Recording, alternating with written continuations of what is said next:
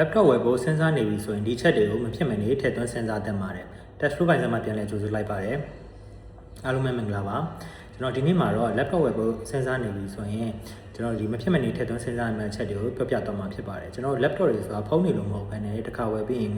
3နှစ်ကနေ9နှစ်အထိတော့ကျွန်တော်မဖြစ်မနေ3နဲ့ဒီ laptop တွေဖြစ်ပါတယ်အဲကြောင့်ဒီ laptop တစ်လုံးဝယ်တဲ့အချိန်မှာဒီဈေးနှုန်းချိုတာတာတက်ပေါ့နော်မိမိသုံးမဲ့ဒီမိမိသုံးမဲ့ productivity တွေအတွက်ဒီ laptop ရဲ့ performance ကလည်းကိုက်ညီဖို့လိုအပ်ပါတယ်ပထမအဆုံးစဉ်းစားရမယ့်ချက်ကတော့ laptop ရဲ့အသက်ဖြစ်တဲ့ဒါ CPU ဖြစ်ပါတယ်အဲကြောင့်တော့ဒီခုနောက်ပိုင်းမှာ Intel Core i3 တွေ Ryzen 3တွေကဒီပုံမကောင်းမှန်လာခဲ့ပေမဲ့လည်းဒီ Windows 11နောက်ပိုင်းမှာပေါ့နော်ကျွန်တော် software update တွေ Windows update တွေတင်ပြီးတဲ့အချိန်မှာဒီ set တွေကတစ်နှစ်လောက်သုံးပြီးရဆိုရင်လေးသွားတတ်ပါတယ်ဒါကြောင့်ဒီစာတင်ဖို့ပဲဖြစ်ဖြစ် story လုပ်ဖို့ပဲဖြစ်ဖြစ်ဒီရုံးသုံးဖို့ပဲဖြစ်ဖြစ် laptop ဝယ်မယ်ဆိုရင်အနည်းဆုံးเนาะကျွန်တော်ဒီ Intel Core i5 Ryzen 5ဒီ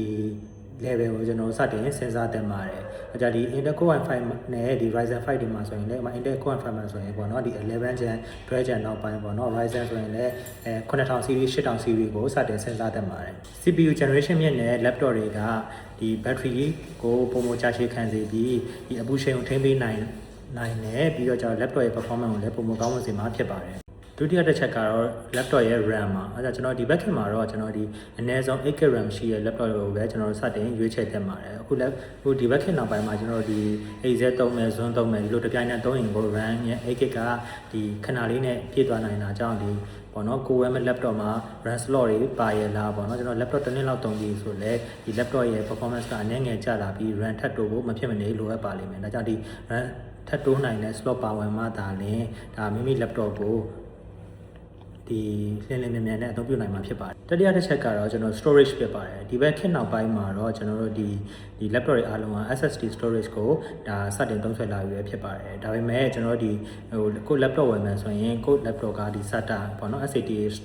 SSD လားကျွန်တော် NVMe ဒီ SSD လားဆိုတာကိုကျွန်တော်တို့တစ်ချက်ကြည့်ပြီးတော့ဒီဖြစ်နိုင်မယ်ဆိုရင်ပေါ့နော် NVMe SSD လိုဟာမျိုးတွေကိုကျွန်တော်တို့ဒီကိုယ့်ရဲ့ laptop ပုံမှန်နေမြန်စေဖို့ပေါ့နော်ဒီNVMe SSD ကိုကျွန်တော်ရွေးချယ်သုံးပြသင့်ပါတယ်နောက်ဆုံးတစ်ချက်ကတော့ကျွန်တော် display and portability ပါကျွန်တော်ဒီ laptop တွေခုနောက်ပိုင်း laptop တွေတော်တော်များများကတော့ HD laptop တွေပေါ့နော် Full HD laptop တွေဖြစ်လာပေမဲ့လည်းကျွန်တော်ဒီကို laptop ဝယ်တဲ့အချိန်မှာဒီ anti glare ပါတယ်ပေါ့နော် anti glare Full HD ပါတဲ့ laptop တွေကိုပုံမှန်ရွေးချယ်အသုံးပြုသင့်ပါတယ်